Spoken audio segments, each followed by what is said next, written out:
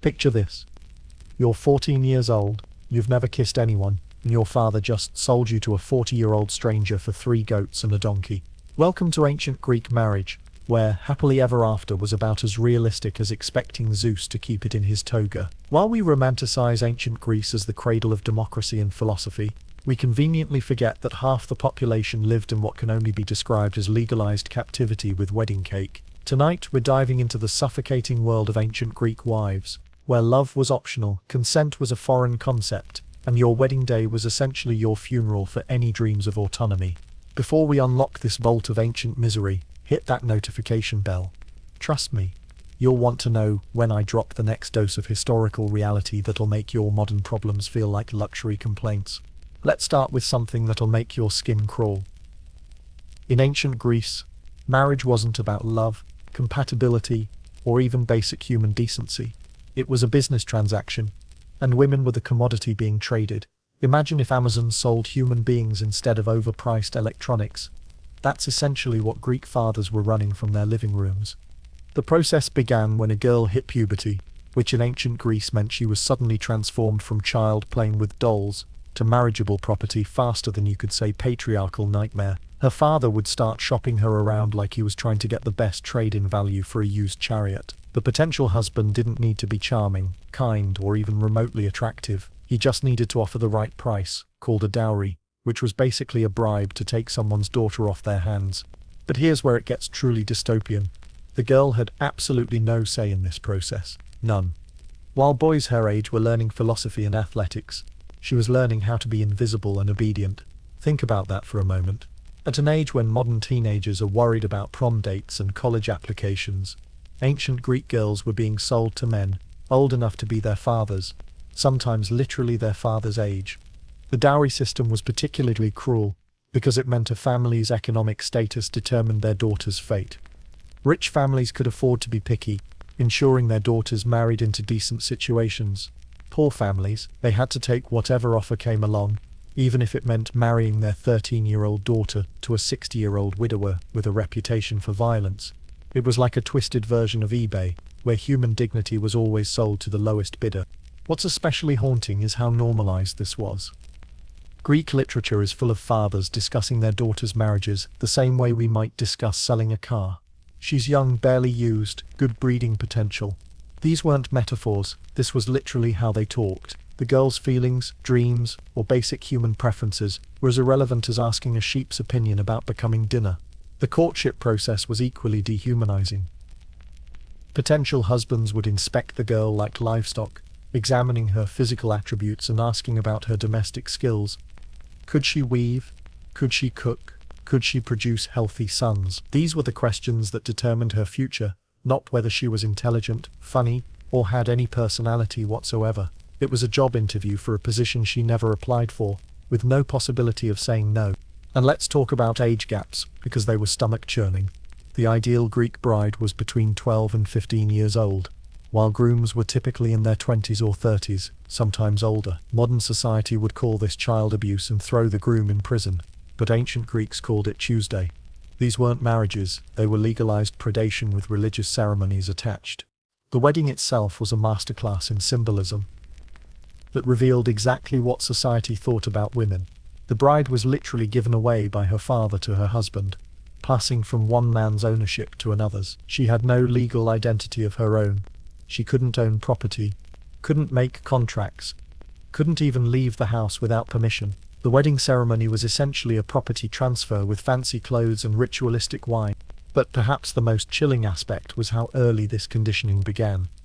From birth, Greek girls were raised knowing their ultimate destiny was to belong to a man they'd never met.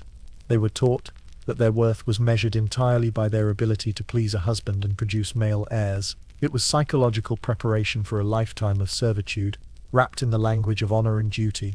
The contract negotiations between families often took months, with lawyers involved to ensure the property transfer was legally binding. Yes, lawyers, for a human being. The bride's feelings were so irrelevant that she often wasn't even present during these negotiations. Grown men would spend hours haggling over the price of a teenage girl, while she sat in another room, learning needlework and pretending this was normal.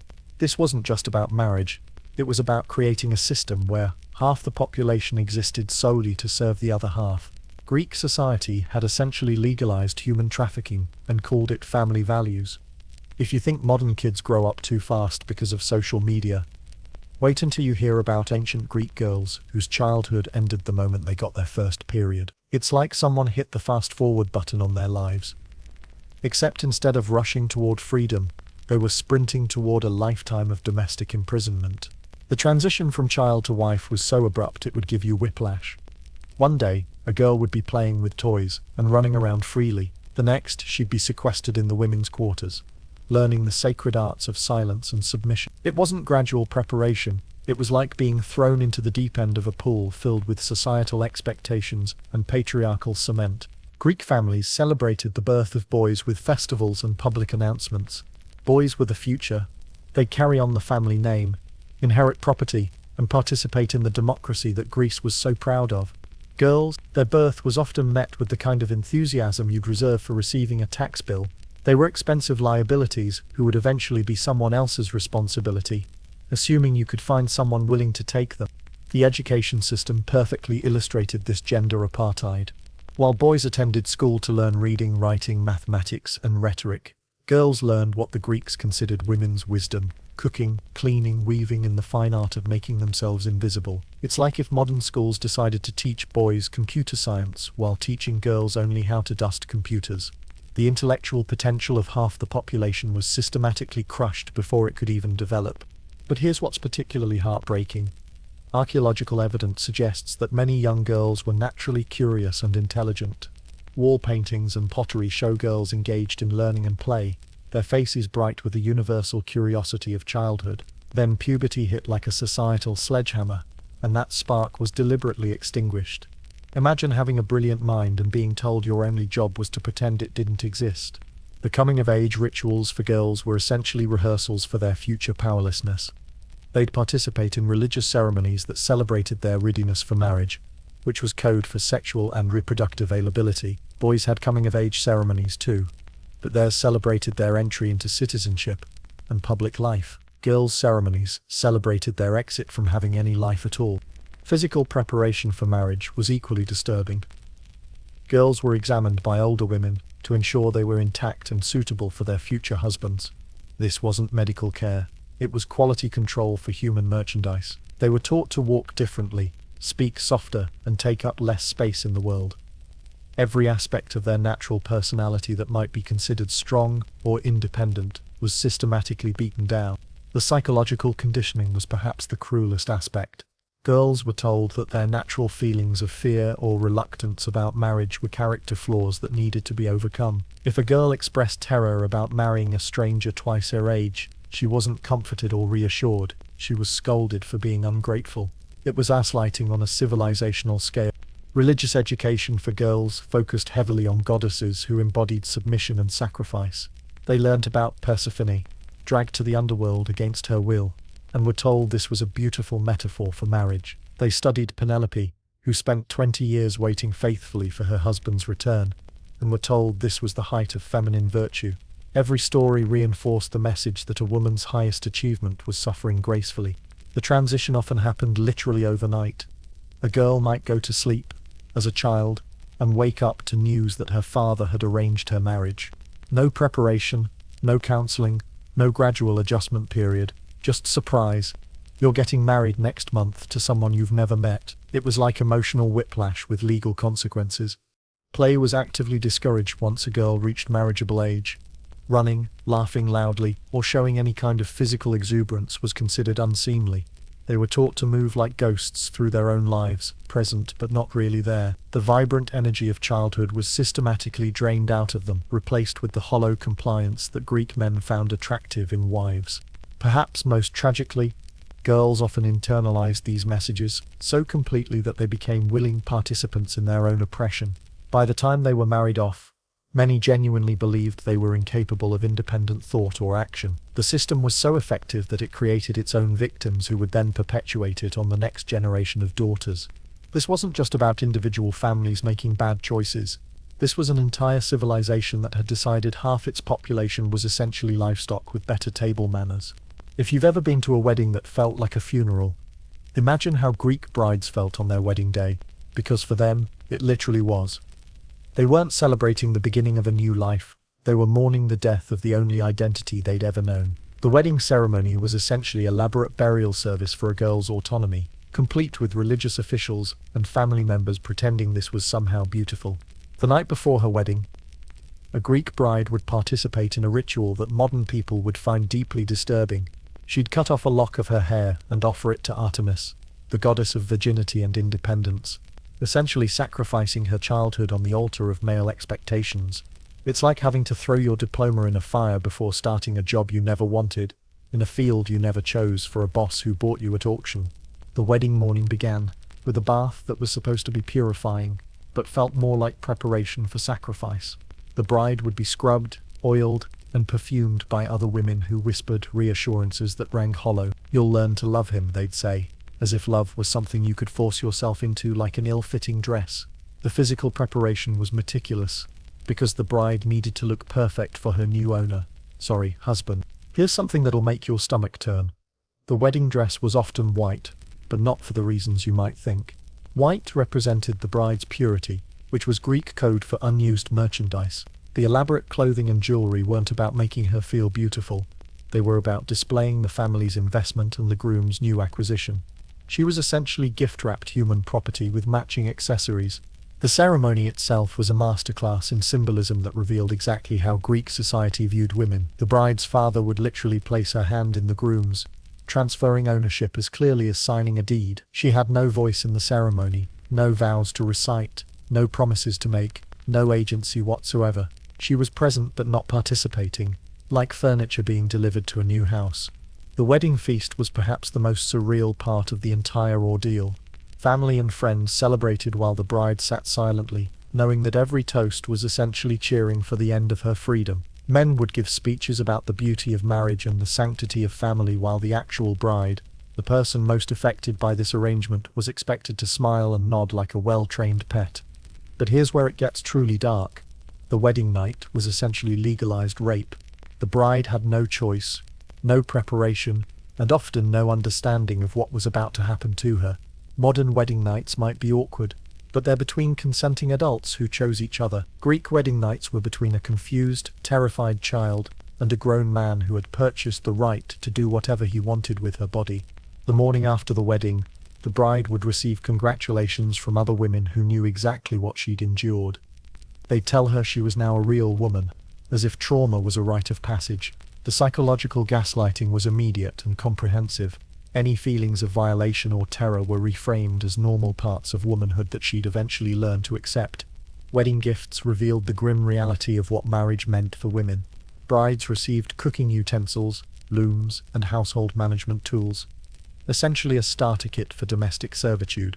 Grooms received property, livestock, and business partnerships. The contrast couldn't be more obvious. He was gaining assets and opportunities, while she was gaining a lifetime job as an unpaid domestic worker with no possibility of quitting. The religious aspects of the ceremony were equally telling. Priests would bless the union and ask the gods to make the bride fertile and obedient, not happy, not fulfilled, but productive and compliant. The divine approval they sought wasn't for the couple's happiness, but for their ability to produce male heirs and maintain social order. Even the gods were apparently more concerned with patriarchal stability than human well-being. Post-ceremony, the bride would be escorted to her new home like a prisoner being transferred to a new facility. She'd leave behind everything familiar, her family, her childhood room, her friends, and enter a house full of strangers, where she ranked somewhere between the family dog and the furniture in terms of importance. The symbolic threshold she crossed wasn't into adulthood, it was into a lifetime of invisibility. The truly tragic part was how normalized this trauma had become. Wedding guests would watch a terrified child being handed over to a strange man and think they were witnessing something beautiful and sacred. The cognitive dissonance was staggering. An entire civilization had convinced itself that human trafficking was romantic when you added flowers and music. Let that sink in for a moment.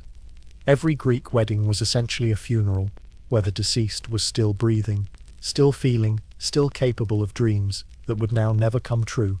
Welcome to the ancient Greek household, where the phrase "home sweet home" would make any sensible woman reach for the nearest poisonous plant. Once a bride crossed the threshold of her new house, she entered what can only be described as a beautifully decorated prison with really good interior design and absolutely no possibility of parole.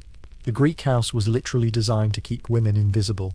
The architecture itself was a manifestation of misogyny in marble and wood. The women's quarters, called the gynekonitis, were typically located in the most remote part of the house, often upstairs or in the back, away from any windows that faced the street. God forbid a neighbor might catch a glimpse of a woman existing in her own home. It was like solitary confinement, but with better furniture and the occasional visit from your captor. Here's something that'll make your skin crawl.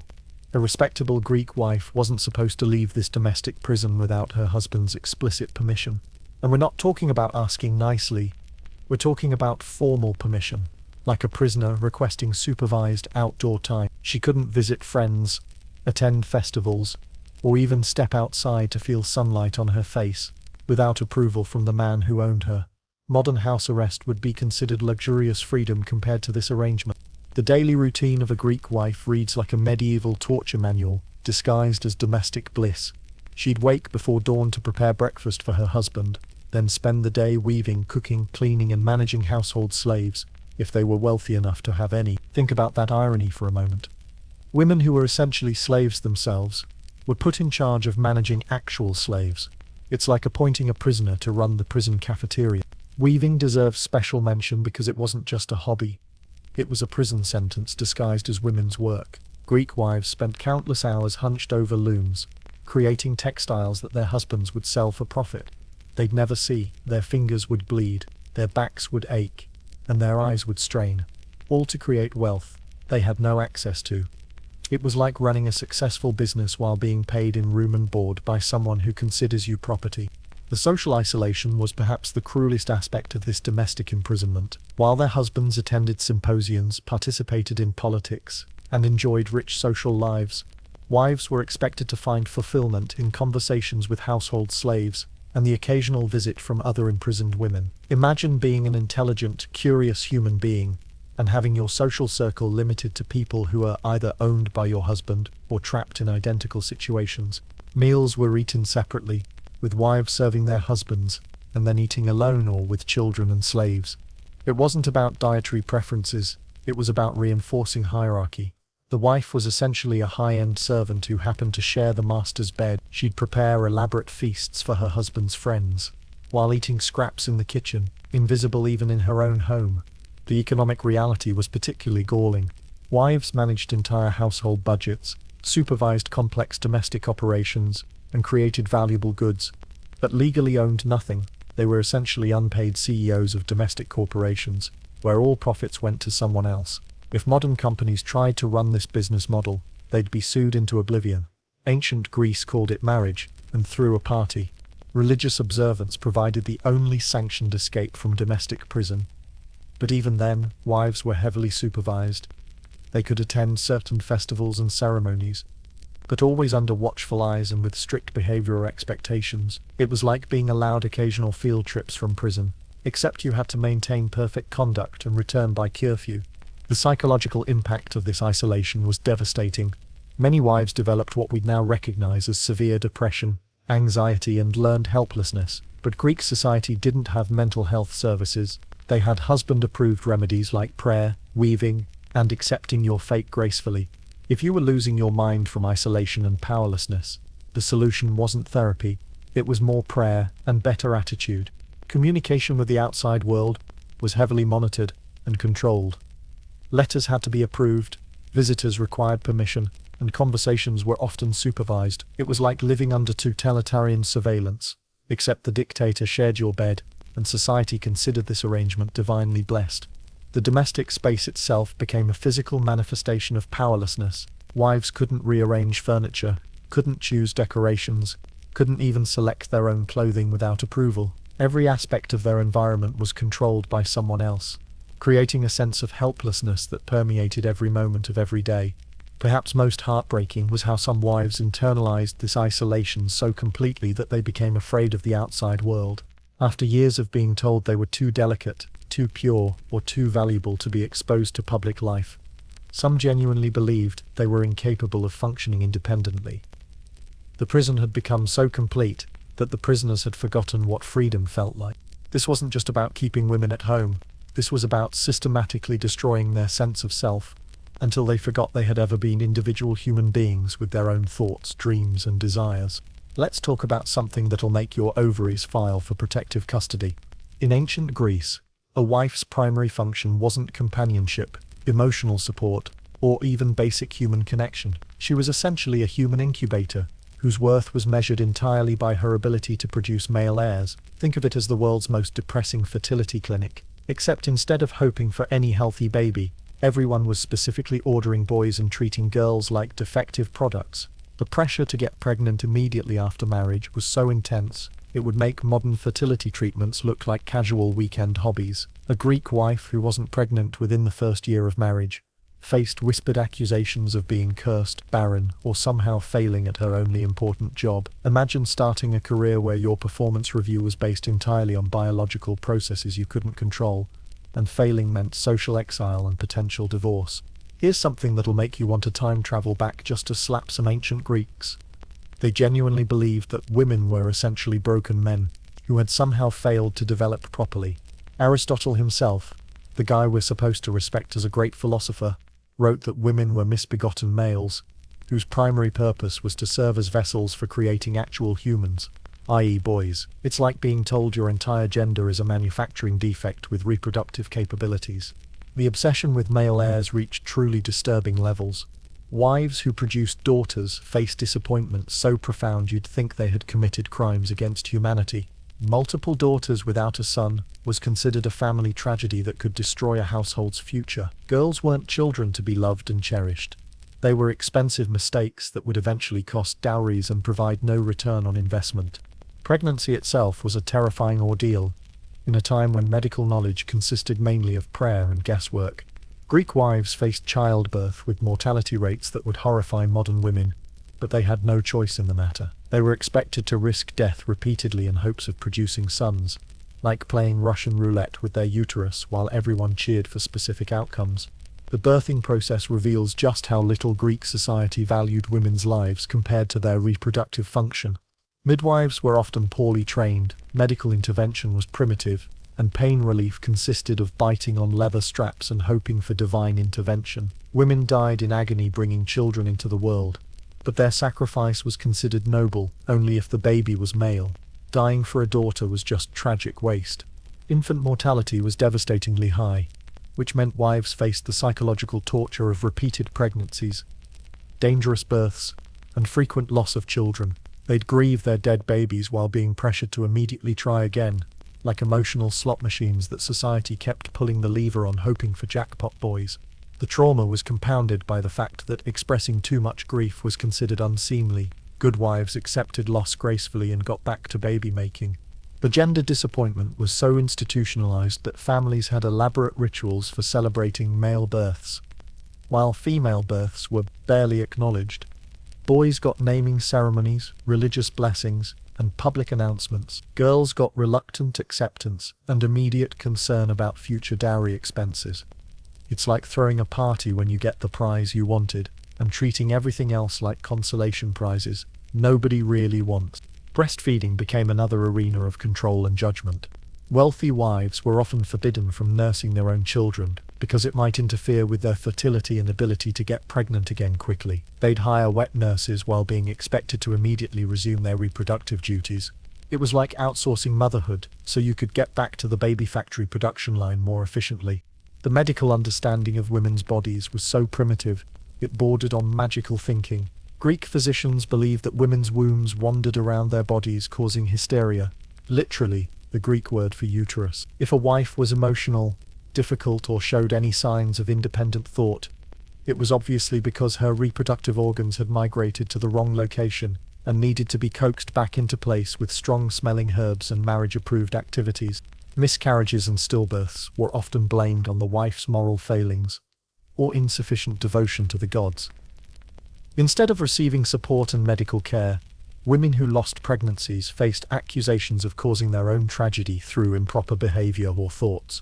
It was victim blaming taken to supernatural levels, where grief was compounded by guilt for supposedly causing divine punishment. The contraceptive methods available were dangerous, ineffective, or both. Some wives desperately tried to control their fertility using herbs that were basically poison, risking their lives to avoid yet another dangerous pregnancy. But even attempting birth control was considered scandalous. Good wives were supposed to embrace unlimited pregnancies as their sacred duty, regardless of the physical or emotional toll. Multiple pregnancies took a devastating physical toll that Greek society completely ignored. Wives aged rapidly from repeated childbearing, developed serious health problems, and often died young from complications related to constant pregnancy and birth. But their declining health was seen as natural and expected, not as a preventable consequence of treating women like breeding livestock. The psychological impact of being valued solely for reproductive capacity cannot be overstated. Wives lived in constant anxiety about their fertility, faced devastating pressure around pregnancy outcomes, and had their entire sense of self-worth tied to biological processes they couldn't fully control. They weren't people with inherent value. They were baby-producing machines that happened to have human feelings which everyone agreed were mostly inconvenient. Here's something that'll make you want to hug every modern parent. In ancient Greece, having children didn't create a loving family unit. It created a new battlefield, where wives could be emotionally destroyed through their own maternal instincts. Children weren't just blessings or responsibilities. They were potential weapons that could be used to ensure absolute compliance from mothers who might otherwise develop inconvenient ideas about personal autonomy. The moment a Greek wife gave birth to a son, she experienced the cruel irony of creating her own replacement in her husband's affections.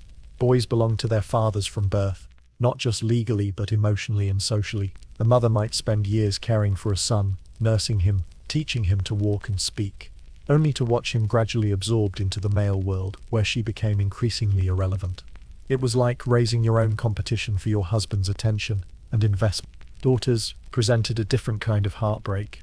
While sons would eventually join the patriarchal power structure, daughters would face the same fate as their mothers. A wife would look at her baby girl and know she was raising someone destined for the same prison of domestic servitude and reproductive slavery. It was like watching your genetic legacy sentenced to repeat your own suffering, with no possibility of appeal or escape. The father had complete legal authority over all children, including the power of life and death that extended well into their adult years. A mother's emotional bond with her children meant nothing in the face of paternal authority. If a father decided to sell a child into slavery, abandon an infant, or arrange a particularly brutal marriage for a daughter, the mother's protests were legally meaningless. She could love her children desperately, but had no power to protect them from their own father's decision. Child-rearing revealed another layer of women's powerlessness. Mothers were responsible for all the daily care, emotional nurturing, and early education of their children, but had no say in major decisions about their futures. It was like being hired as a full-time nanny for your own children, while someone else made all the parenting decisions. You did all the work, but had none of the authority. The Greek practice of infanticide particularly targeted female babies, creating a horrific situation where new mothers lived in terror of their husband's reactions to daughters. A wife might give birth after hours of labor, hold her newborn daughter with love and relief, only to see disappointment and calculation in her husband's eyes. Some baby girls were simply left outside to die from exposure, and their mothers were expected to accept this as reasonable family planning. Sons were raised to eventually take their place in the male-dominated world, which meant they gradually learned to view their mothers with the same dismissive attitude as their fathers. A Greek mother would watch her beloved son slowly absorb societal messages about women's inferiority, seeing her own child learn to consider her opinions worthless and her intelligence inferior. It was like raising someone to eventually despise you as part of their normal development. The education system cruelly separated mothers from their children based on gender, while daughters remained in domestic spaces with their mothers, inheriting the same limited futures. Sons were removed to be educated in the masculine arts of citizenship and public life. Mothers lost daily contact with their sons precisely when those boys were learning that women were essentially irrelevant to important matters. Discipline and punishment of children was another area where mothers had responsibility without authority. They were expected to manage children's behavior and ensure their compliance, but couldn't make decisions about consequences or rewards. If children misbehaved, mothers faced criticism for poor management, but they couldn't implement solutions without paternal approval. It was being held accountable for outcomes you couldn't control. The emotional manipulation was particularly cruel when it came to sons. Greek society taught boys to love and respect their mothers as nurturers, while simultaneously learning to disregard them as thinkers and decision-makers. Sons were encouraged to be affectionate with mothers, while never taking their opinions seriously. It was like training children to love you, but never respect you, creating relationships built on condescension disguised as affection. Marriage arrangements for daughters created the ultimate maternal heartbreak. Mothers would watch their beloved daughters being prepared for the same fate they had endured, knowing exactly what awaited them, but being powerless to prevent it. They had to smile and participate in arrangements that would destroy their daughter's autonomy, pretending this was celebration worthy while their hearts broke for the girls they loved.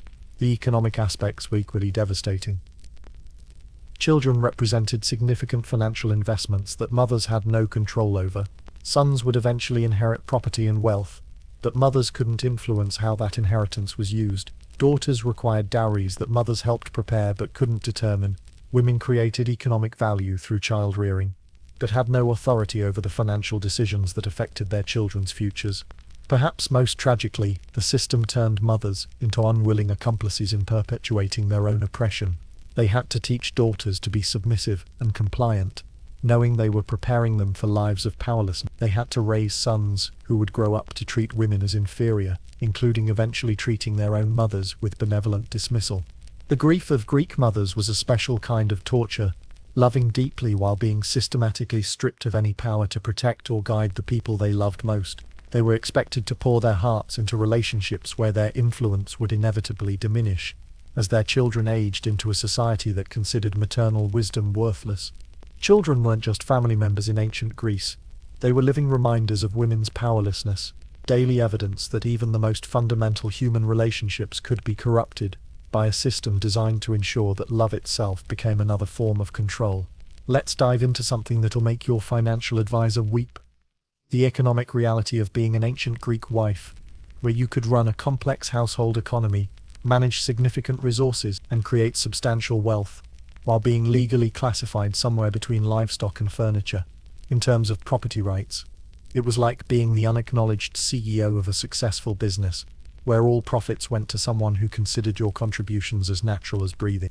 The dowry system alone reveals the disturbing economics of women as commodities. A bride's family essentially paid her future husband to take her off their hands, like a reverse salary where you paid someone to give you a job you couldn't quit. The dowry wasn't a gift to help the new couple start their life together. It was compensation for the economic burden of supporting a woman who legally couldn't earn money, own property, or contribute to the family income in any recognized way. Here's something that'll make you want to storm an ancient Greek bank. Wives often managed household budgets larger than many modern small businesses, but couldn't legally own a single drachma of the money they controlled. They allocated resources, made purchasing decisions, and supervised economic activities that kept entire families functioning, but had no legal claim to any of the wealth they managed. It was like being an unpaid financial manager for someone who didn't trust you enough to put your name on the bank account. The textile work that dominated women's lives wasn't just busy work. It was a significant economic enterprise that generated substantial family income. Greek wives produced clothing, household linens, and decorative textiles that were sold in markets for considerable profits. They were essentially running home-based manufacturing businesses, but since they couldn't legally own property or engage in commerce, all profits belonged to their husbands. It was like inventing a successful product and having someone else patent it, manufacture it, and keep all the money while you got credit for being naturally crafty. Household management in wealthy families involved supervising multiple slaves, coordinating complex social events, and maintaining expensive properties. Greek wives were essentially property managers, event coordinators, and human resources directors, rolled into one unpaid position. They made decisions about significant expenditures, managed staff, and ensured the smooth operation of what were often substantial economic enterprises. But legally they were dependents rather than managers, employees rather than executives. The agricultural contributions of women were systematically undervalued, despite being essential for family survival. In rural areas, wives managed gardens, supervised food production, and coordinated preservation and storage of crops. They made decisions about planting, harvesting, and resource allocation that directly affected family food security and economic stability. But agricultural property belonged to men, making women's contributions invisible in legal and economic records. Market activities reveal another layer of economic absurdity. While wives couldn't legally engage in commerce, they often did the actual work of buying and selling goods. They negotiated prices, assessed quality, and made purchasing decisions, but had to conduct business as representatives of their husbands, rather than independent economic actors. It was like being a talented salesperson who had to let someone else take credit for every deal you closed. The service economy that women created among themselves was substantial but completely unrecognized. Women provided childcare, medical care, textile services, and domestic help to each other in complex networks of exchange and mutual support. They created economic value through services that kept families and communities functioning. But since these exchanges didn't involve men or formal currency, they were considered social activities rather than economic contributions. Inheritance laws created a particularly cruel economic trap. Women could inherit property from fathers or husbands, but couldn't actually control it. Male relatives or guardians managed inherited wealth on their behalf, so a woman might technically own significant assets while having no more control over them than a child with a trust fund managed by someone who considered her financial opinions irrelevant. It was legal ownership without practical authority, like having your name on a deed to property you're not allowed to enter. The cost of maintaining women's segregation was substantial, but never calculated as an economic loss. Keeping wives sequestered meant families lost potential income from half their adult members, had to duplicate social and economic functions, and missed opportunities for women to contribute their skills and intelligence to family enterprises. It was like running a business while refusing to use half your available workforce, then wondering why operations were inefficient. Credit and lending practices excluded women entirely. Even when they were managing the household finances that determined creditworthiness, a wife might have detailed knowledge of family income, expenses, and financial stability, but couldn't use that expertise to negotiate loans or credit arrangements. Lenders would discuss financial matters with husbands who might have limited understanding of daily economic realities, while ignoring the women who actually managed the money. The economic value of women's emotional and domestic labor was never calculated or acknowledged. Greek wives provided childcare, elder care, healthcare, education, food preparation, and psychological support services that would cost substantial amounts if purchased from outside providers. But since this work was considered natural feminine behavior, rather than valuable labor, it generated no economic recognition or security for the women performing it. Perhaps most galling was how women's economic intelligence was simultaneously relied upon and dismissed. Husbands regularly sought their wives' advice about financial decisions, acknowledged their superior knowledge of household economics, and depended on their management skills, then publicly maintained that women were naturally incapable of understanding money or business. It was like consulting an expert then claiming they didn't know what they were talking about. The result was an economic system that extracted maximum value from women's labor, while providing minimum security or recognition. Greek wives generated wealth, managed resources, and made crucial economic decisions while being classified as economic dependents who needed male protection and guidance. It was exploitation disguised as protection, creating a system where half the population worked for free while being told they were too delicate for the harsh realities of economic life. Buckle up for a masterclass in historical gaslighting, the ancient Greek concept of protecting women, which was about as protective as a cage is to a bird, technically keeping things out, but also preventing any possibility of flight. Greek men convinced themselves and their society that women needed constant male supervision and control for their own safety, creating a protection racket that would make organized crime bosses weep with envy.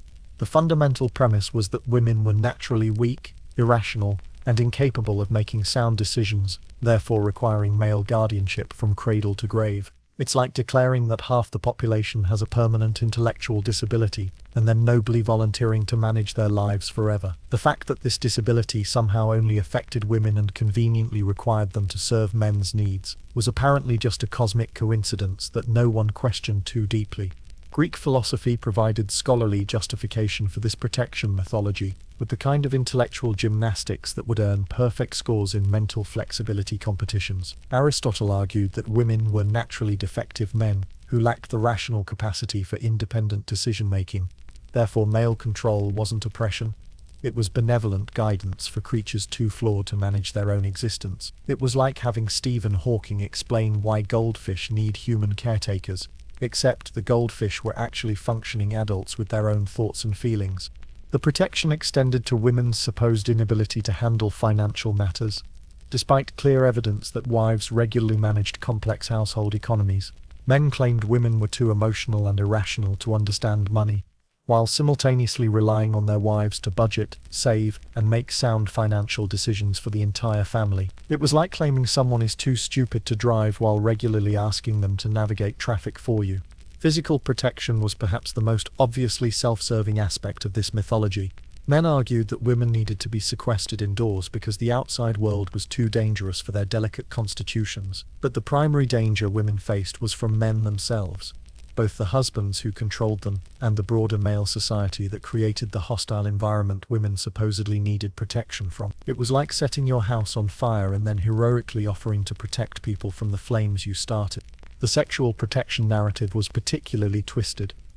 Greek men insisted that women needed to be guarded constantly because their natural weakness made them vulnerable to seduction and sexual assault. But this protection took the form of controlling women's movements, clothing, and social interactions while doing nothing to address male behavior or create actual safety. It was like protecting someone from theft by locking them in a vault and keeping the key yourself. Religious protection provided divine justification for earthly control. Greek mythology was full of stories about goddesses and mortal women who needed male intervention to save them from various dangers, usually dangers created by other males in the first place. These stories reinforced the message that female independence inevitably led to disaster, while male control was divinely ordained for everyone's benefit. It was like writing fairy tales where the princess always needs rescuing, then using those stories to prove that real women can't handle their own lives. The intellectual protection was especially insidious because it acknowledged women's mental capabilities while arguing they needed guidance to use them properly.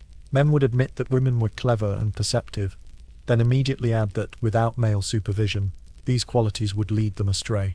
It was like saying someone is a talented driver but needs a constant passenger to tell them where to go, when to turn, and how fast to drive. Social protection claimed that women needed male mediation to navigate complex social relationships and public interactions. The reality was that women were perfectly capable of managing social situations. They just weren't allowed to practice these skills because they were kept isolated from most social contexts. It was like preventing someone from learning to swim, then arguing they need a lifeguard because they can't handle water. Economic protection insisted that women were too naive and trusting to handle business dealings or financial negotiations, but women regularly negotiated with merchants, managed household staff, and made complex resource allocation decisions within domestic spheres. The protection consisted of preventing them from applying these same skills in broader economic contexts where they might gain independence or recognition. The protection mythology created a perfect circular logic that was almost impossible to challenge. Women's lack of experience in public life was used as evidence of their incapacity for public life, while their exclusion from public life prevented them from gaining the experience that might disprove their supposed incapacity. It was like refusing to let someone practice a skill, then pointing to their lack of expertise as proof they shouldn't be allowed to practice. Perhaps most perversely, the system taught women to be grateful for their protection, while simultaneously creating most of the dangers they supposedly needed protection from. Greek wives were taught to appreciate male guardianship that kept them safe from a hostile world, without recognizing that the world was hostile largely because men had created social, legal, and economic systems that made women vulnerable and dependent. The mythology was so pervasive that many women internalized it completely, genuinely believing they were fragile creatures who needed constant male guidance and oversight. They became grateful prisoners who thanked their jailers for the protection that consisted mainly of protection from the consequences of male-created problems. This wasn't benevolent guardianship.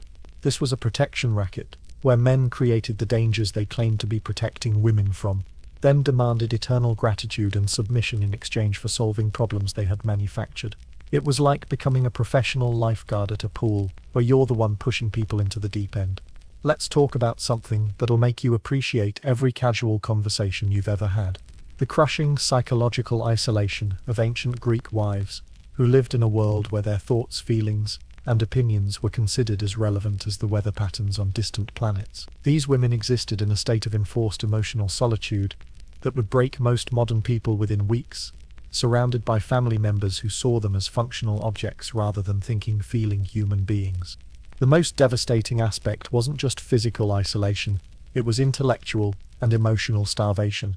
Greek wives were intelligent, curious, creative individuals, trapped in lives that offered no outlet for mental stimulation or meaningful communication. Imagine being a natural conversationalist, forced to spend your days discussing only domestic tasks with people who consider your thoughts inherently inferior. It was like being a scholar locked in a library where all the books were blank.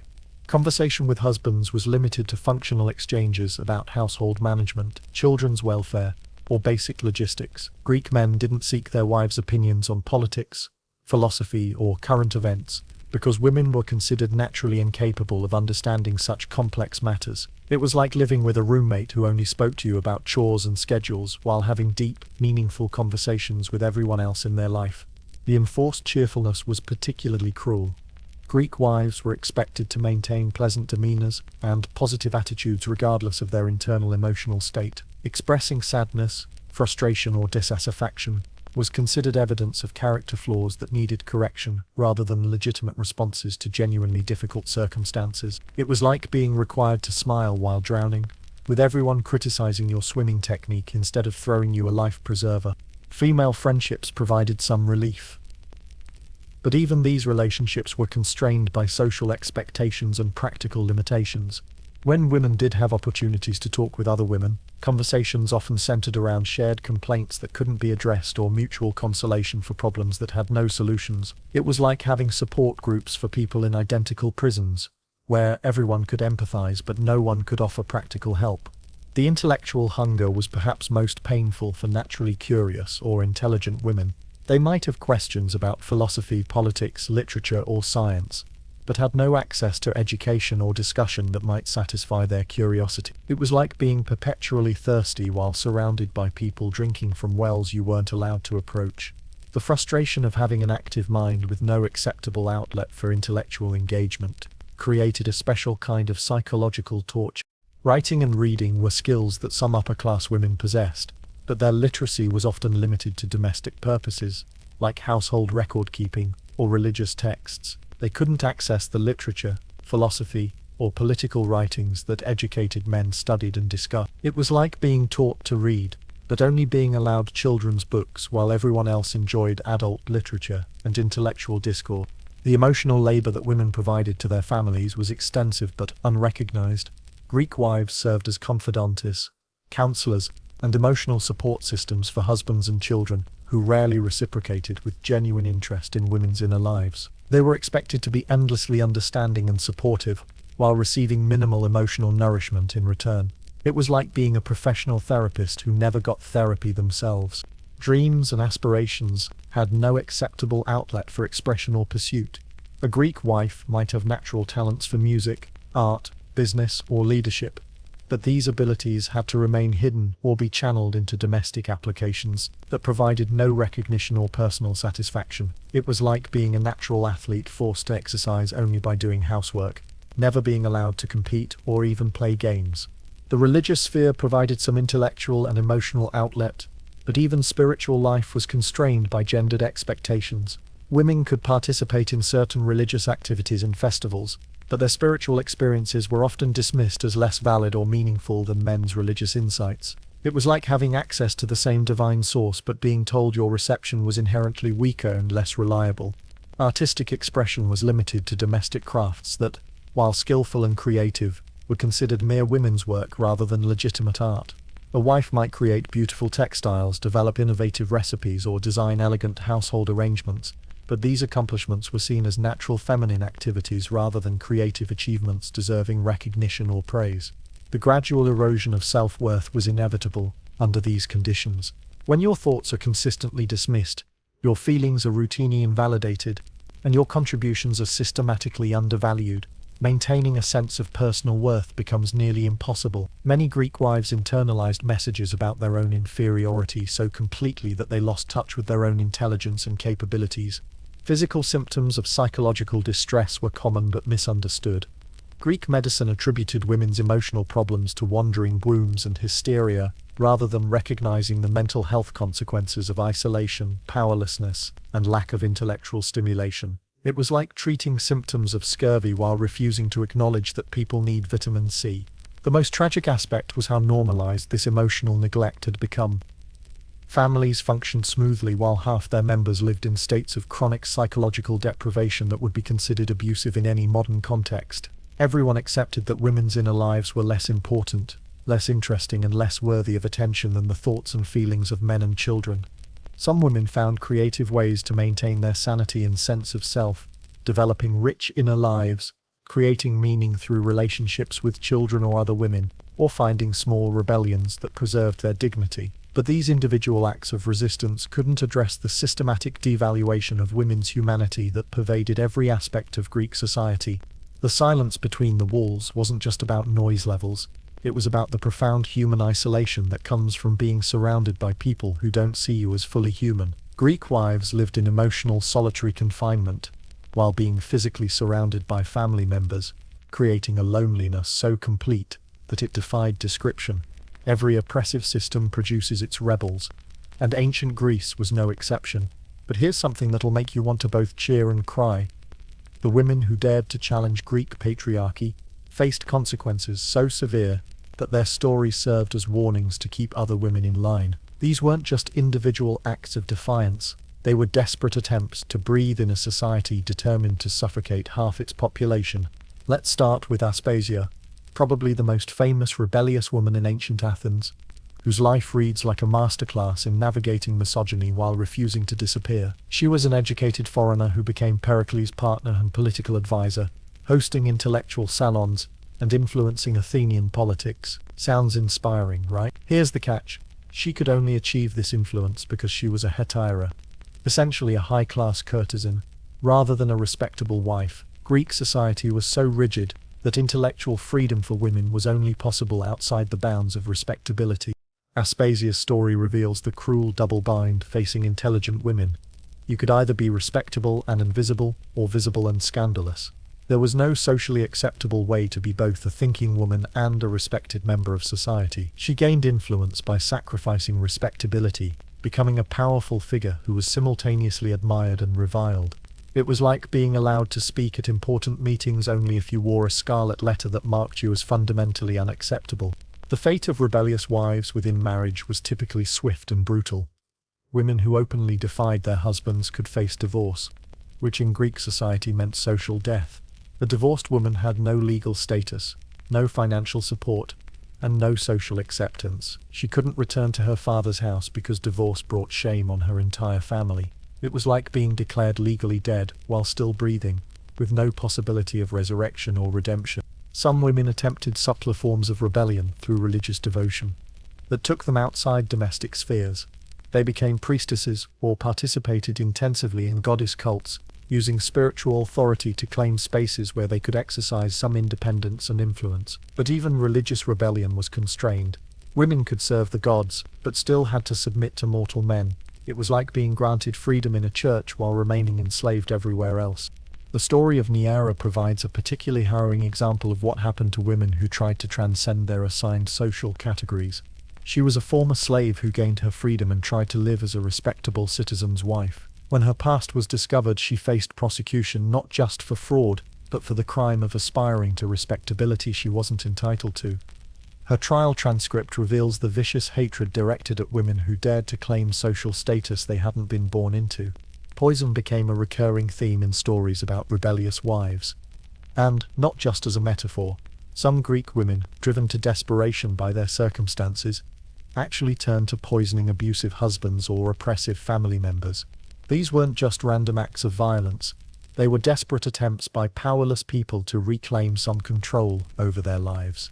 The frequency of poison-related accusations against women suggests this was a recognized form of female resistance, albeit one that usually ended in execution. The Amazons represented the ultimate female rebellion in Greek mythology, women who rejected male authority entirely and created their own warrior society. But here's the telling part.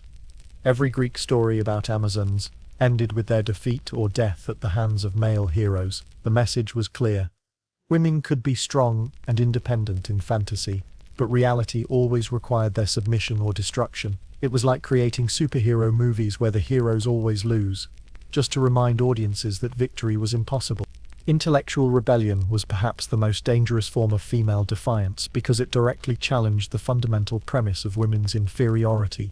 Women who demonstrated superior intelligence, wisdom, or creativity threatened the entire justification for patriarchal control.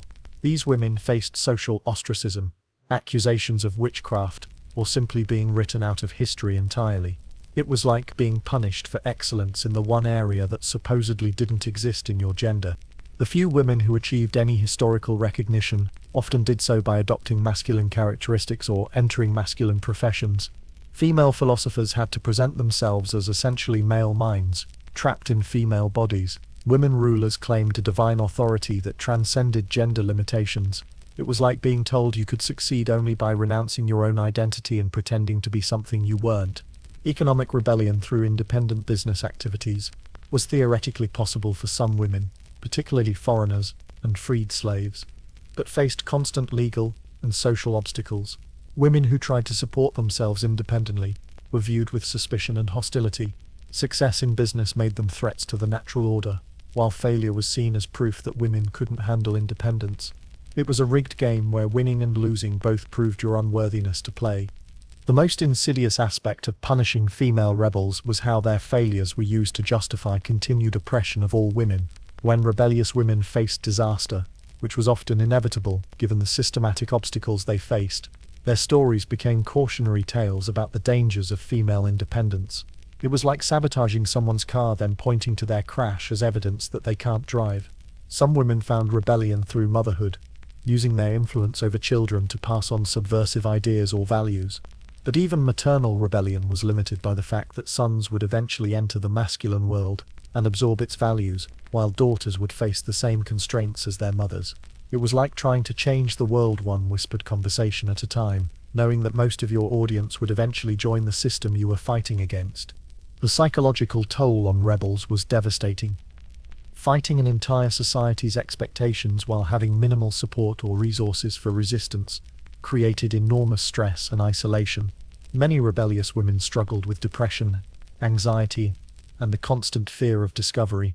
They lived double lives that required constant vigilance and emotional exhaustion. Perhaps most tragically, the punishment of female rebels was so effective that it prevented most women from even considering resistance. The examples of rebels who faced destruction served as powerful deterrents, keeping other women in line through fear rather than force. It was a system that maintained itself through the visible consequences of challenging it, creating compliance through terror disguised as social order. The rebels weren't just individual women making personal choices, they were canaries in the coal mine of human dignity, showing through their suffering just how toxic the atmosphere had become for anyone born female in ancient Greece. Here's something that'll make you question divine justice. The ancient Greek religious system that supposedly honored powerful goddesses while systematically oppressing mortal women. It was like having female CEOs running companies where all the female employees were kept in basement cubicles with no possibility of promotion. The cognitive dissonance was staggering, a pantheon filled with strong, independent goddesses presiding over a society that treated real women like defective pottery.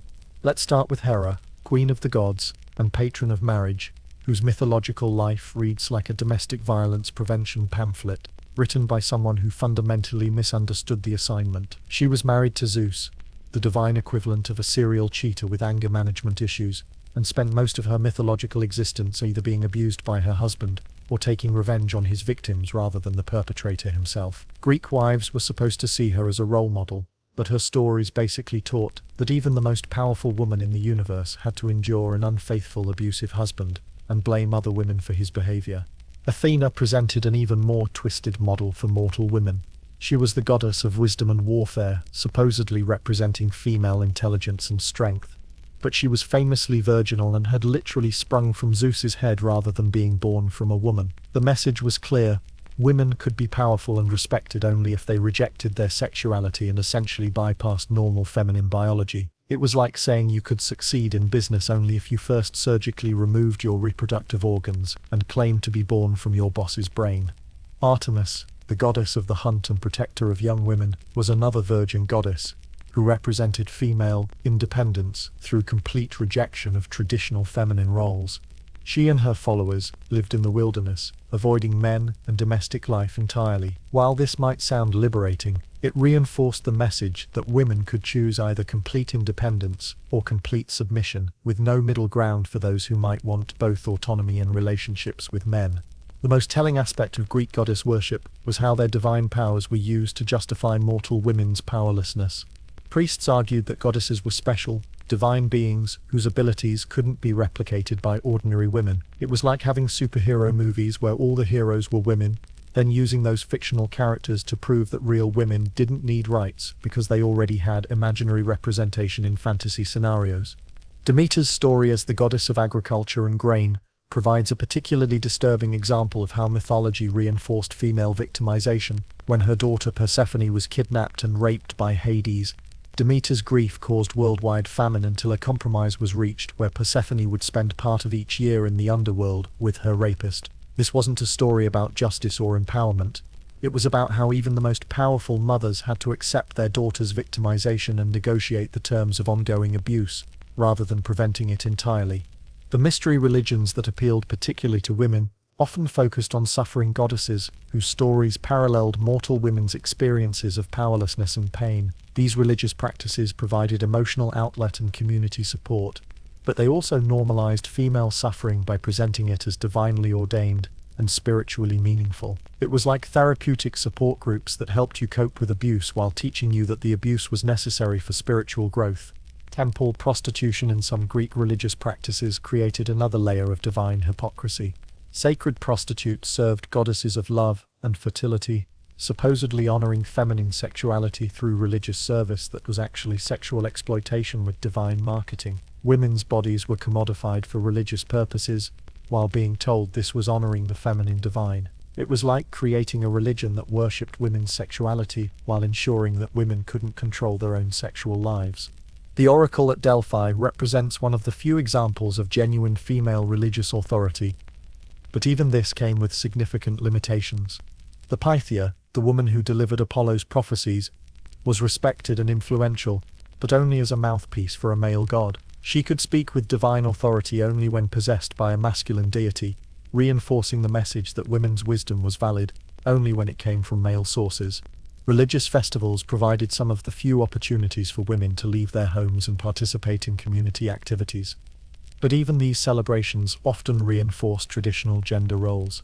Women's festivals frequently focused on fertility, domestic skills, or mourning rituals that emphasized their biological and emotional functions rather than their intellectual or spiritual capabilities. The most insidious aspect of Greek religious misogyny was how it provided supernatural justification for earthly oppression. Male priests interpreted divine will in ways that consistently supported patriarchal control, arguing that women's subordination was not just socially necessary, but spiritually ordained. It was like having religious leaders claim that God personally told them women should do all the housework and never complain about it. Prayer and religious devotion became outlets for women's frustrations and desires that couldn't be expressed in secular contexts. Women prayed for protection from abusive husbands, for healthy children, for relief from endless domestic drudgery. But the religious framework taught them to accept these hardships as tests of faith rather than injustices that could be challenged and changed. The afterlife beliefs in Greek religion offered little comfort to suffering women. The underworld was generally portrayed as a grim, colorless existence where the inequalities and limitations of mortal life continued indefinitely. There was no promise of eventual justice, no hope for compensation for earthly suffering. It was like being told that your miserable life would continue forever in slightly worse accommodations.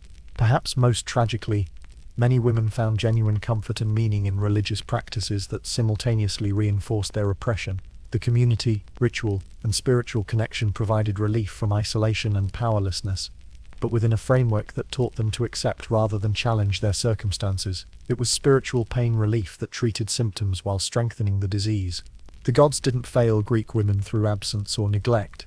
They failed by providing divine endorsement for a system that crushed half of humanity while pretending this was natural, necessary, and sacred. It was like having powerful advocates who used their influence to ensure your continued subjugation while claiming they were protecting your best interests.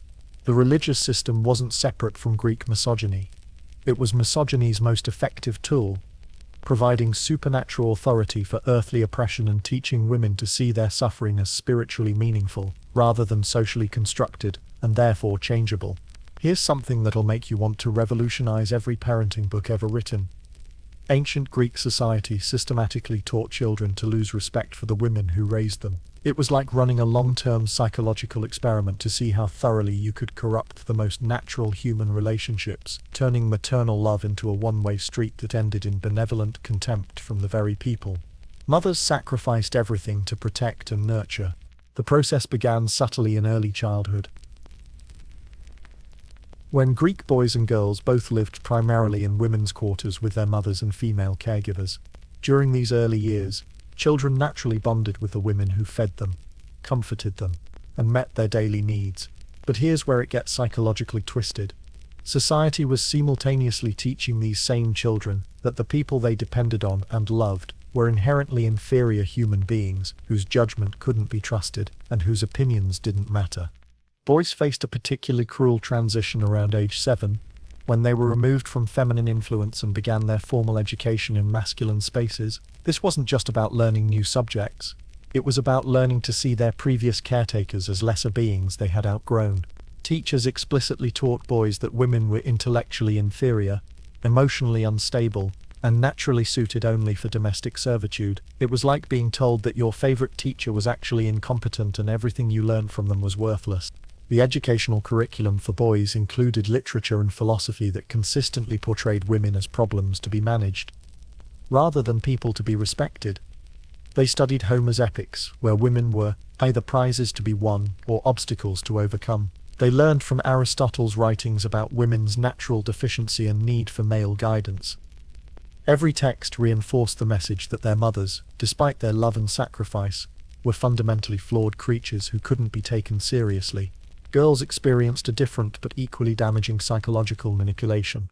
While they remained in domestic spaces with their mothers longer than boys, they were simultaneously being prepared to replicate their mothers' lives of submission and invisibility. They learned that their mothers' sacrifices were natural and expected rather than extraordinary, that maternal suffering was noble rather than tragic.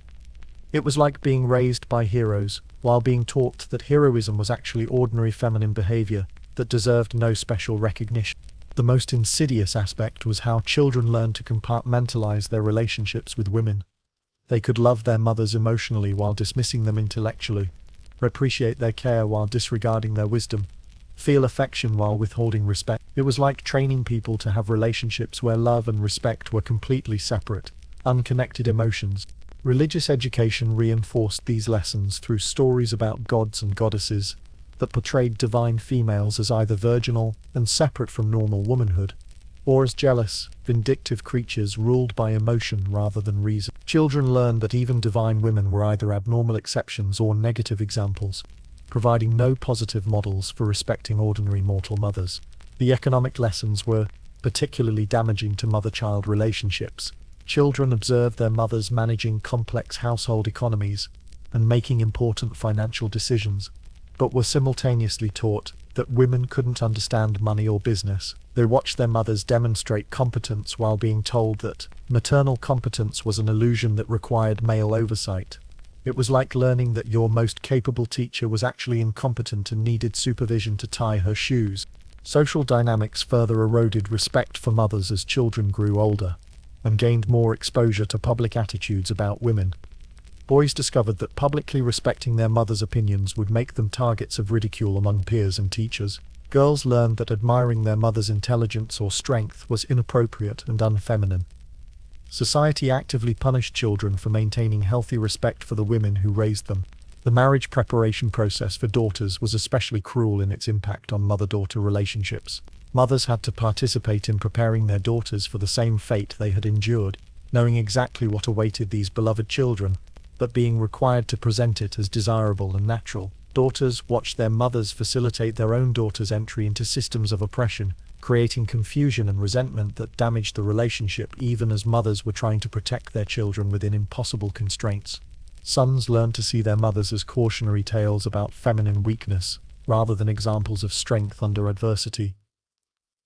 A mother's compliance with oppressive systems was interpreted as natural feminine submissiveness rather than strategic survival in impossible circumstances. Her sacrifices were seen as instinctive maternal behavior rather than conscious choices made under duress. The Greek concept of honor further corrupted these relationships. By teaching children that their mother's reputation reflected on the entire family's social standing, children learned to monitor and judge their mother's behavior according to social standards that were designed to be impossible to meet perfectly. It was like being taught to love someone while constantly evaluating their performance according to criteria designed to ensure their failure. Military culture for boys explicitly taught them that attachment to women, including mothers, was a weakness that interfered with masculine virtue.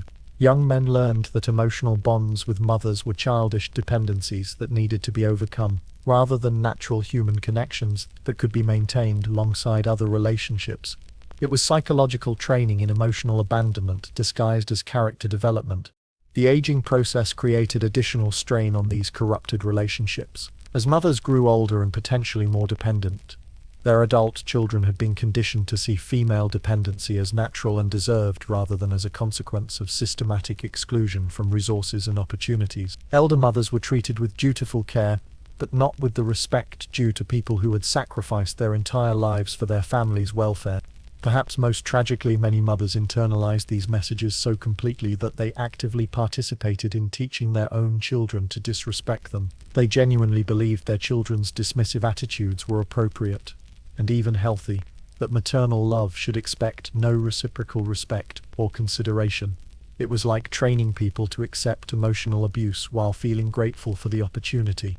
The result was a society where the most fundamental human relationships were poisoned by systematic indoctrination that turned natural love and gratitude into patronizing affection and benevolent contempt. Children learned to love their mothers while believing they were inferior human beings, creating emotional bonds built on foundations of disrespect that would shape their understanding of all relationships with women for the rest of their lives. This wasn't just about individual family dynamics. This was about systematically corrupting human empathy and connection to maintain a social system that required half the population to be seen as less than fully human. The children weren't the villains in this story. They were additional victims of a system that turned love itself into a tool of oppression. Let's talk about something that'll make you want to immediately call every elderly woman you know and tell her she's amazing.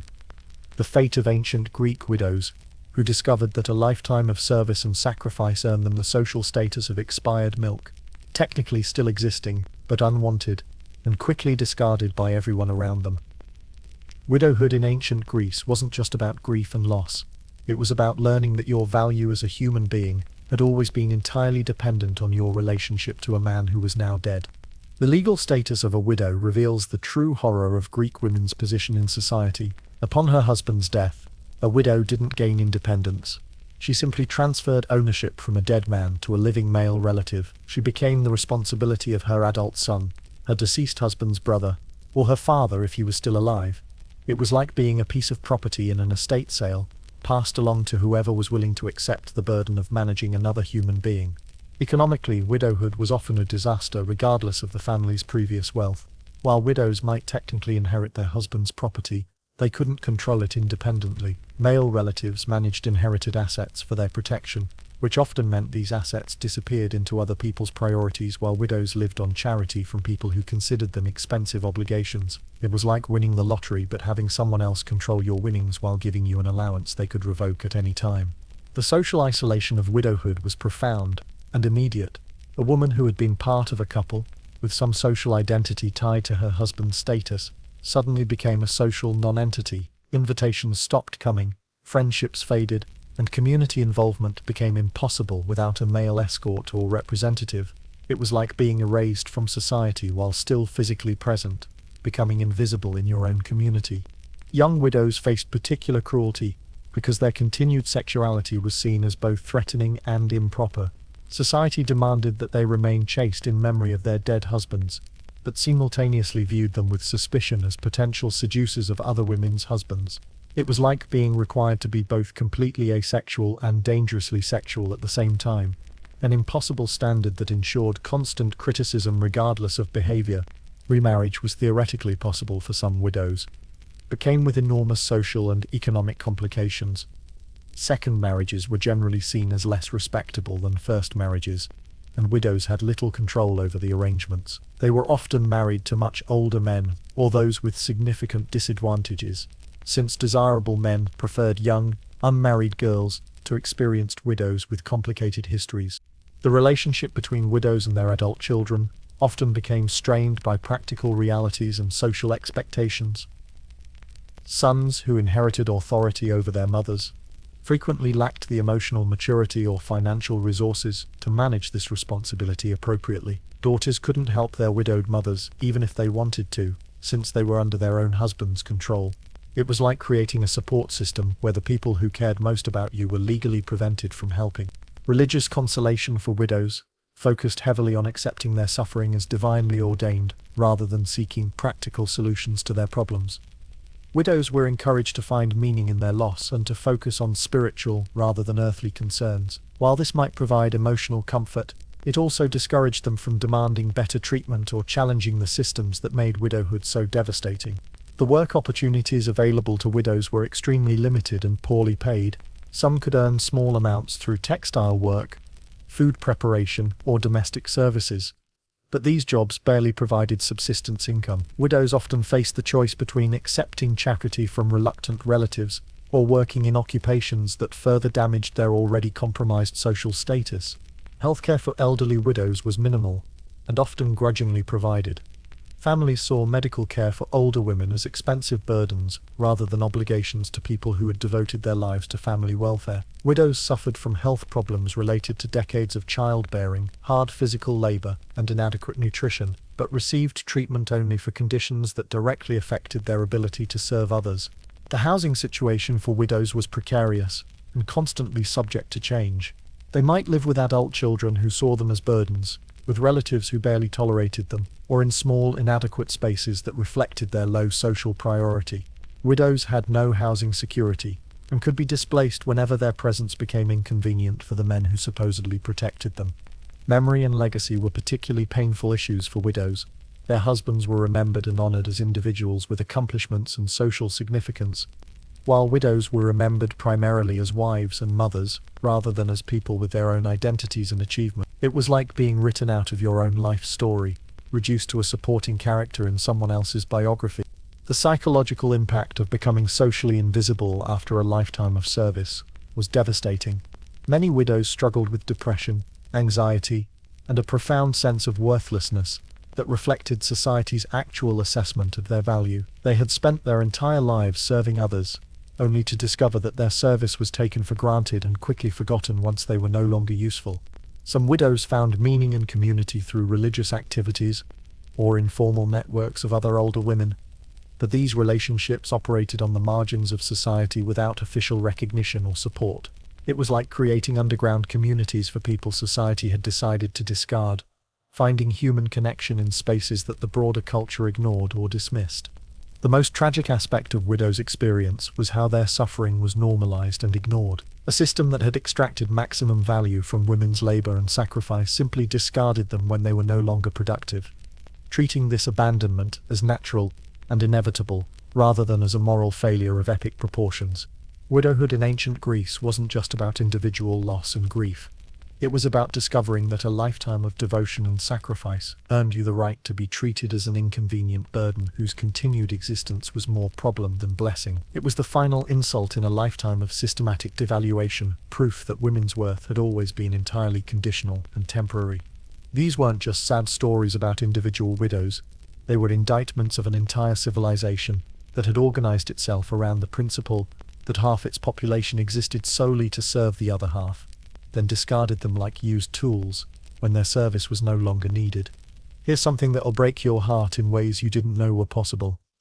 Ancient Greek girls who never learned to want anything for themselves because they were raised from birth knowing that wanting was futile, dangerous, and fundamentally inappropriate for their gender. These weren't just children being prepared for adult roles. They were human beings whose natural capacity for hope and ambition was systematically destroyed before it could fully develop. The psychological conditioning began in infancy, when Greek families celebrated boys' births with joy and community announcements, while greeting girls with resigned acceptance or outright disappointment. Before they could even walk or talk, girls absorbed the message that their existence was somehow less valuable, less worthy of celebration, less cause for family pride. It was like being born into a world where your very presence was treated as a consolation prize nobody really wanted. Play activities were gender segregated from the earliest ages, but not just in terms of toys and games, in terms of imagination itself.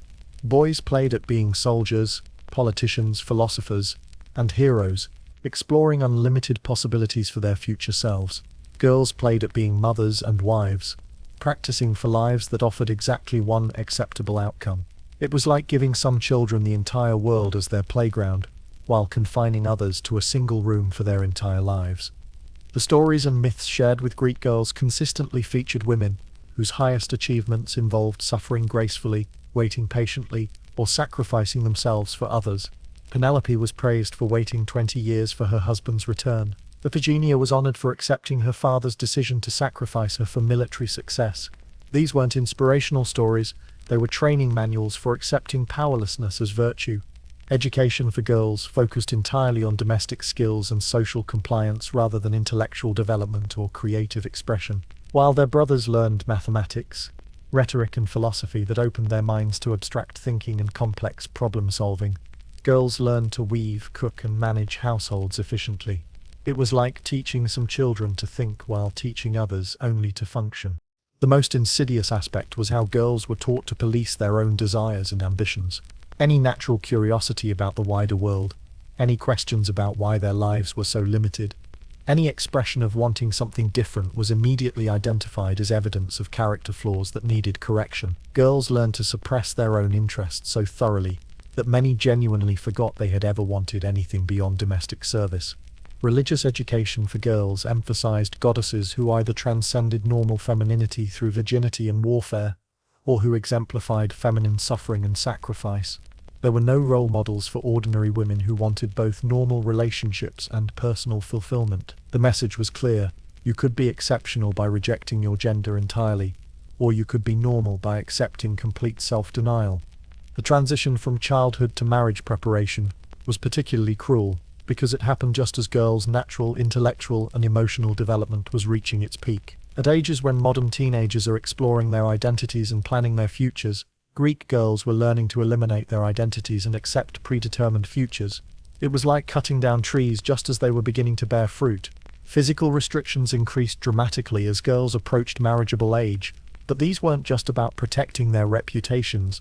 They were about limiting their exposure to possibilities that might make them dissatisfied with their assigned roles. Girls couldn't attend public gatherings, couldn't observe political discussions, couldn't witness the intellectual and social activities that might show them what life could be like with agency and choice. The economic training was particularly demoralizing, because girls learned complex skills and demonstrated real competence, while being taught that their abilities were worthless outside domestic contexts. They might excel at mathematical calculations required for household management, while being told they were naturally incapable of understanding mathematics. It was like being taught that your talents only counted when they served other people's purposes. Marriage preparation involved learning to find fulfillment in other people's achievements, rather than pursuing their own goals. Girls were taught that a husband's success was their success, that children's accomplishments were their accomplishments, that family welfare was their personal fulfillment. It was like being trained to live vicariously through everyone except yourself. The most tragic aspect was how thoroughly many girls internalized these limitations. By adolescence, many genuinely believed they were incapable of independent thought or achievement, that their natural place was in service to others, that wanting more for themselves was selfish and inappropriate. The conditioning was so effective that victims became willing participants in their own oppression. Some girls maintained sparks of curiosity or ambition despite systematic discouragement, but these natural impulses became sources of shame and anxiety rather than motivation for growth. They learned to hide their interests, suppress their questions, and pretend to be less intelligent than they actually were. It was like forcing people to wear masks that covered their best qualities. The few opportunities for creative expression were always channeled toward domestic purposes. A girl might have natural artistic talent, but it could only be expressed through decorating household items. She might love music, but could only sing lullabies or work songs. Every gift had to be transformed into service rather than being valued for its own sake. Language itself was used to limit girls' conceptual frameworks. They weren't taught words for ambition, independence, or self-determination because these concepts were considered irrelevant to their lives. It was like creating a vocabulary that made certain thoughts literally unthinkable, ensuring that girls couldn't even name what they were missing. The social reinforcement was constant and comprehensive. Every adult woman in a girl's life had accepted the same limitations, creating peer pressure toward compliance and resignation. Girls who showed signs of wanting more were quickly surrounded by older women who explained why such desires were foolish, dangerous, or impossible. It was like being raised in a community of people who had all agreed to pretend that half of human potential didn't exist. Perhaps most heartbreaking was how some girls adapted by finding meaning in their restrictions, convincing themselves that limitation was actually freedom, that service was fulfillment, that self-denial was self-realization. They developed elaborate psychological defense mechanisms that turned oppression into virtue, creating internal narratives that made their circumstances tolerable by redefining suffering as success. The result was generation after generation of women who had never learned to dream beyond the narrow confines of domestic service, who had been systematically trained out of their own humanity before they were old enough to recognize what was being taken from them. These weren't just individual tragedies, they represented the wholesale waste of human potential on a civilizational scale. The daughters who never learned to dream weren't just victims of their circumstances, they were evidence of a society so committed to maintaining inequality that it was willing to destroy half of its own future to preserve the comfort of the other half. Let's confront something that'll make you question everything you thought you knew about historical progress. The ancient Greek system of female oppression wasn't a failure or accident. It was terrifyingly successful at achieving exactly what it was designed to do. For over 1,000 years, it created stable societies where half the population willingly participated in their own subjugation, while the other half convinced themselves this was natural, necessary, and even benevolent. The most chilling aspect of the system's success was its sustainability. Unlike oppression based on military conquest or economic coercion, Greek misogyny was self-perpetuating because it convinced its victims to raise their own replacements. Mothers who had been broken by the system taught their daughters to accept the same breaking, creating an endless cycle of willing participants in their own oppression. It was like creating a machine that built copies of itself using the people it destroyed. The psychological conditioning was so thorough that most Greek women genuinely believed their limitations were natural rather than imposed. They didn't see themselves as victims of injustice.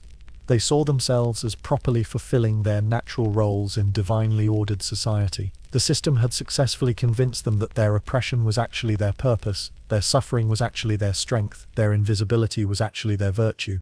Economic integration made the system nearly impossible to challenge, because it created genuine dependencies that seemed to justify the restrictions they created. Women really did need male protection in a society where women couldn't own property, earn independent income, or participate in legal processes. The system created the vulnerabilities it claimed to address, then used those vulnerabilities as evidence for its necessity.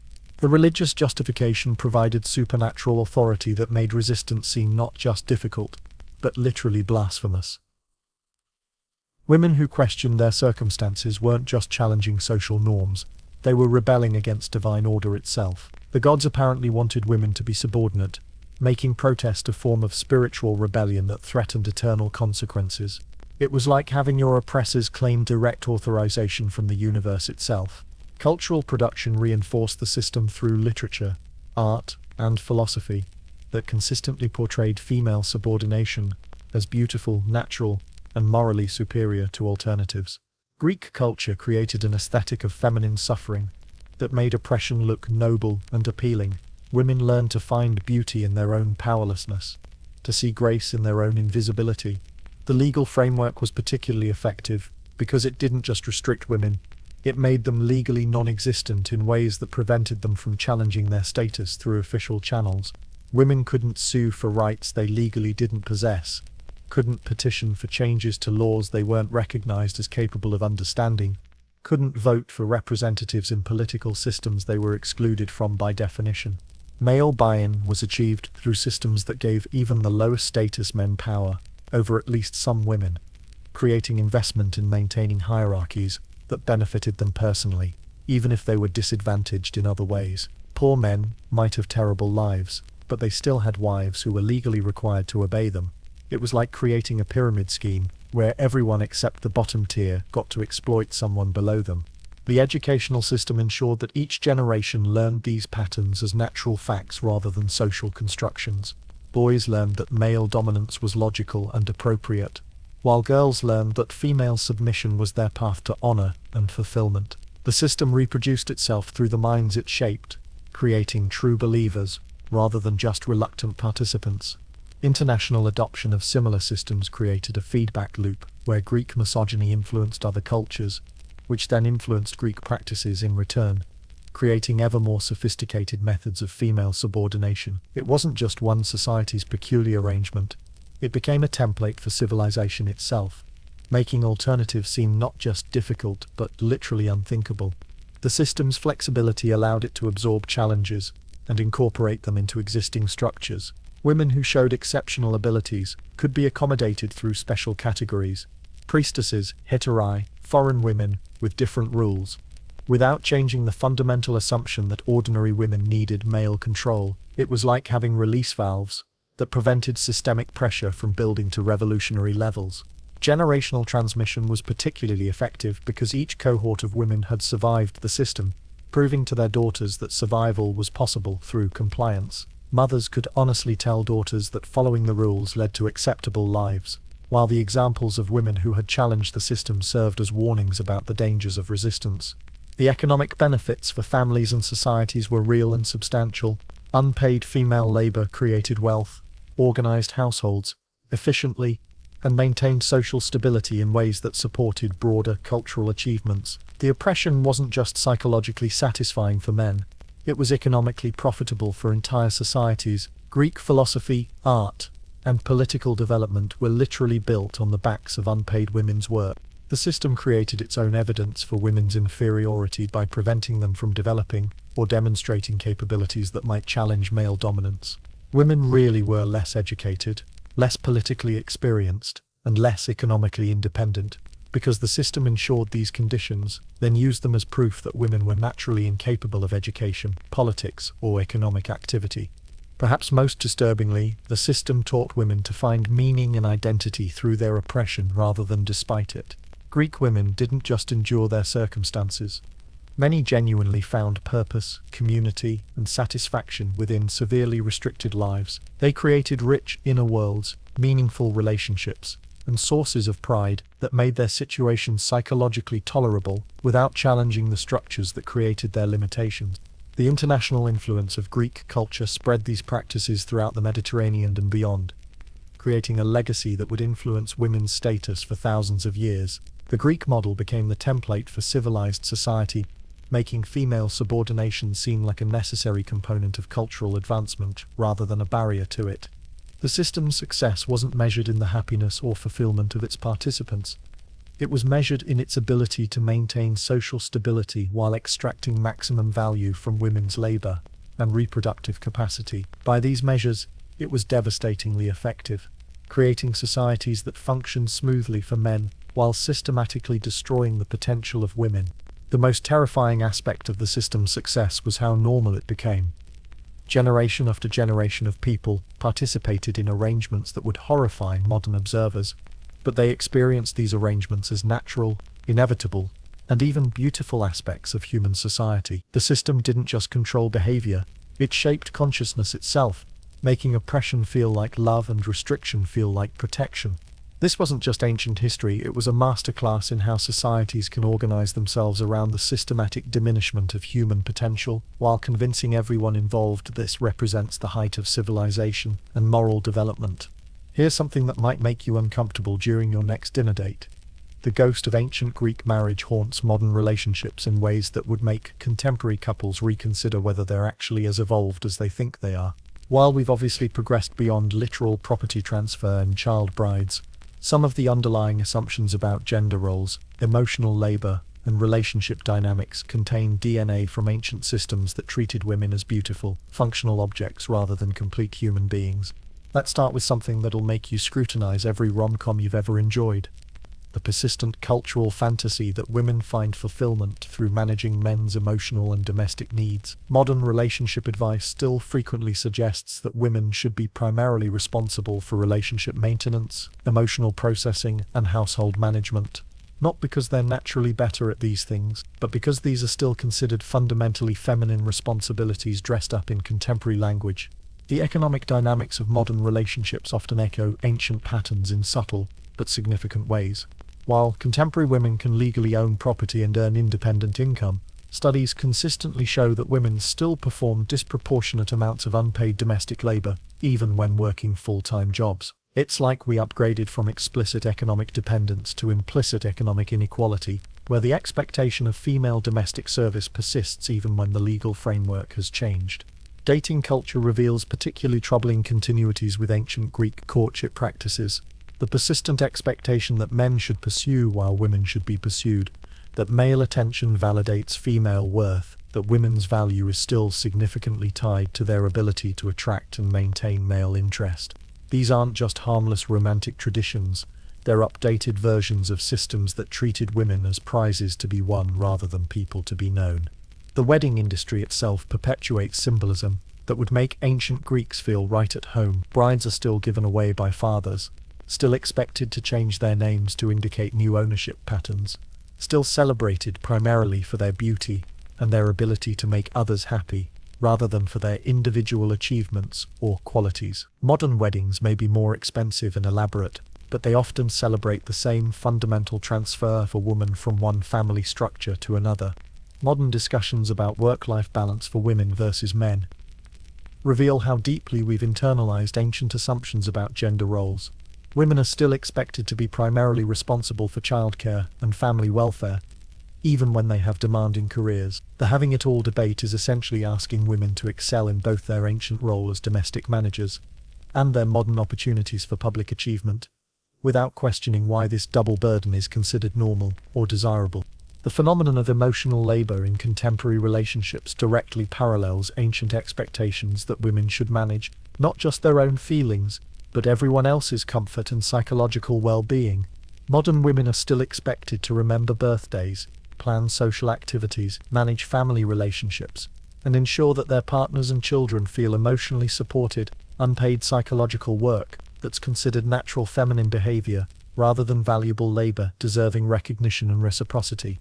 Beauty standards and body image pressures in modern culture echo ancient concerns about women's appearance, serving male preferences rather than personal expression. The billions spent annually on cosmetics, fashion, and appearance modification reflect ongoing assumptions that women's visual appeal to men is still a primary source of value and security. It's like we've industrialized the ancient practice of preparing women to be visually pleasing to potential husbands. The persistence of victim blaming in cases of sexual assault and domestic violence reveals how deeply we've absorbed ancient ideas about women's responsibility for male behavior. Contemporary discussions about women's clothing, alcohol consumption, or social choices as contributing factors to victimization directly parallel ancient assumptions that women were responsible for managing male sexual impulses through their own behavior and appearance. Modern relationship advice still frequently suggests that women should modify their communication styles, emotional expressions, and personal needs to better accommodate male preferences and comfort levels. The advice to be low maintenance, to avoid being too emotional, or to support male egos through strategic submission echoes ancient training that taught women to make themselves smaller and more manageable for male convenience. The continued underrepresentation of women in leadership positions, despite legal equality and educational achievements, suggests that ancient assumptions about female competence and authority still influence contemporary decision-making. The glass ceiling isn't just about conscious discrimination. It's about inherited cultural beliefs about women's natural suitability for different types of work and responsibility. Contemporary discussions about motherhood versus career still frame these as competing priorities in ways that don't apply to men's choices about fatherhood and professional achievement. The mommy wars and debates about opting out reflect ongoing assumptions that women's primary identity and responsibility centers on family care, with professional achievement being secondary or optional. Social media culture has created new platforms for ancient patterns of female competition based on male attention and approval. Instagram, dating apps, and online spaces often reward women for presenting themselves as objects for male consumption rather than subjects with their own interests and goals. It's like we've created digital marketplaces for the same kinds of female display and competition that characterized ancient marriage markets. The persistence of domestic violence and controlling relationships in modern contexts reveals how ancient patterns of male authority and female compliance continue to shape intimate relationships. While these behaviors are now illegal and socially unacceptable, the underlying assumptions about male authority and female obligation that supported ancient systems haven't been completely eliminated from contemporary culture. Perhaps most disturbing is how many modern relationship problems stem from the collision between ancient expectations and contemporary realities. Women who have been raised with messages about independence and equality find themselves in relationships where they're still expected to provide disproportionate emotional and domestic labor. Men who consciously support gender equality may still unconsciously expect partners to manage their emotional needs and domestic comfort. The result is a generation of couples trying to build healthy, equal relationships while navigating inherited assumptions about gender roles that were designed for societies where equality was never the goal. It's like trying to use software designed for an ancient operating system on modern computers. Some functions work, but the fundamental architecture creates persistent problems and limitations. These aren't just individual relationship challenges, they're evidence that dismantling thousands of years of systematic gender inequality requires more than legal changes or conscious intentions. The work of creating truly equitable relationships means recognizing and actively challenging patterns that feel natural and traditional but were actually designed to maintain hierarchies that treated half of humanity as supporting characters in other people's stories.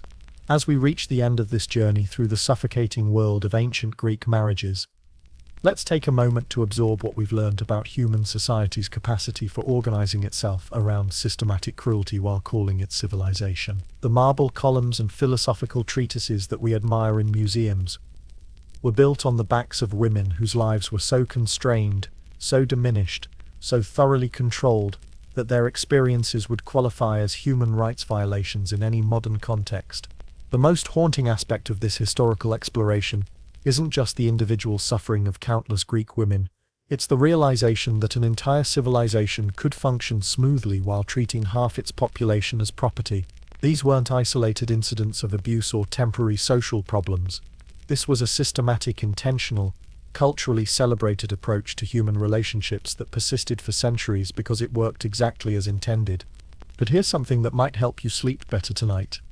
The very fact that we can look back at ancient Greek society and recognize its treatment of women as horrific represents genuine human progress. The moral framework that allows us to see these practices as obviously wrong didn't exist for the people who created and maintained them. Our capacity for outrage at historical injustice reflects expanded definitions of human dignity and equality that weren't available to previous generations. The stories of Greek wives, daughters, mothers and widows aren't just ancient history, they're cautionary tales about how quickly societies can normalize arrangements that destroy human potential, while convincing everyone involved that this destruction is actually beautiful, natural and divinely ordained. The psychological mechanisms that allowed Greek women to find meaning in their oppression are the same mechanisms that allow people in any era to adapt to circumstances that crush their spirits while maintaining their sanity. What's particularly worth remembering as you drift off to sleep is how many of the Greek women whose stories we've explored found ways to maintain their humanity despite systematic attempts to crush it. They created meaning through relationships with children and other women. They developed inner lives rich enough to show them through external powerlessness. They passed down wisdom and strength to daughters who would face similar challenges. Their resilience wasn't evidence that their oppression was acceptable. It was testimony to the incredible durability of human dignity under even the most crushing circumstances. The Greek wives who wove textiles in their domestic prisons were creating beauty and value while trapped in systems designed to exploit their labor. The mothers who raised children they couldn't protect were pouring love into relationships that society told them didn't matter. The widows who survived on charity, while managing complex emotions of grief and abandonment, were demonstrating psychological strength that would impress modern therapists. These women weren't passive victims waiting for rescue. They were active agents working within impossible constraints to preserve whatever humanity they could claim. Their stories aren't just about oppression, they're about the persistent human capacity to find meaning, create connection, and maintain dignity even when external circumstances seem designed to destroy these qualities. The philosophical and artistic achievements of ancient Greece that we still admire today were made possible by the unpaid labor and sacrificed potential of women whose contributions were systematically erased from historical records. Every marble statue, every philosophical dialogue, every architectural marvel was built on a foundation of female suffering that was considered so normal it barely deserved mention in contemporary accounts. But the fact that we can now recognize this erasure and work to understand these hidden stories represents a form of historical justice. By examining the lives of ancient Greek women with modern eyes, we're performing a kind of retroactive recognition that their experiences mattered, their suffering was real, and their lost potential represented genuine tragedy rather than natural necessity. The echoes of these ancient systems and contemporary relationships aren't cause for despair. They're opportunities for conscious choice about which traditions deserve preservation and which deserve deliberate abandonment. Recognizing the Greek DNA in modern gender dynamics allows us to make intentional decisions about the kinds of relationships and societies we want to create going forward. As you settle into sleep tonight, consider this: the comfortable bed you're lying in, the freedom to choose your own relationships, the ability to pursue your own goals regardless of your gender. These aren't natural human rights that have always existed. They're hard-won victories achieved by generations of people who refused to accept that systematic oppression was natural or inevitable. The Greek women whose stories we've explored tonight didn't have the luxury of believing that change was possible. They lived and died within systems that seemed as permanent and unchangeable as the mountains surrounding their cities. But their endurance, their creativity, their persistent humanity in the face of systematic dehumanization helped preserve something essential that would eventually contribute to the moral frameworks that make our current freedoms possible.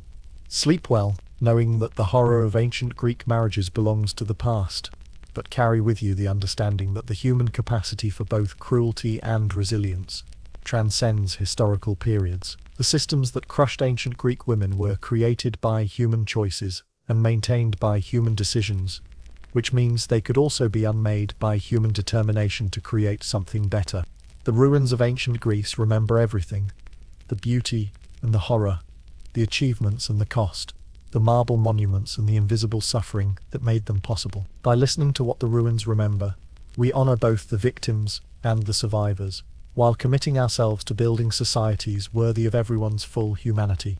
And with that thought, let the weight of history settle into something approaching peace, knowing that awareness of past injustice is the first step toward ensuring it remains in the past where it belongs. Before you drift off completely, remember to subscribe if these deep dives into history's hidden shadows help you sleep better, while thinking more clearly about the world we've inherited and the one we're building. Sweet dreams, and may your rest be filled with gratitude for freedoms that weren't freely given and progress that's never guaranteed to last without constant vigilance and care.